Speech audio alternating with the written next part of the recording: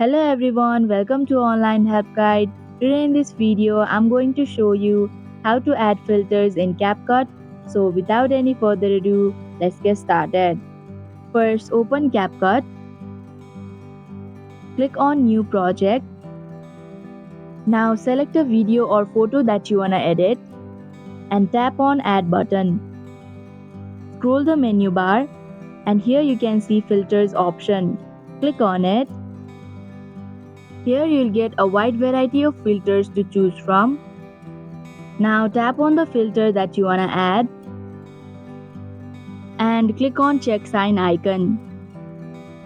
Now you can polish the filter, copy it, split it and delete it. You can cut the filter and move it to the point where you want it to appear. And you can also add multiple filters. Now tap on play button to preview the filter on your video.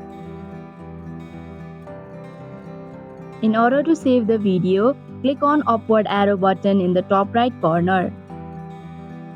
And that is how you can add filters in CapCut.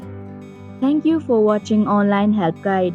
Hope this video was helpful. If it was, then hit the like button and comment down if you have any questions or feedback. Also, if you are new to our channel, subscribe and hit the bell icon so that you don't miss our upcoming videos.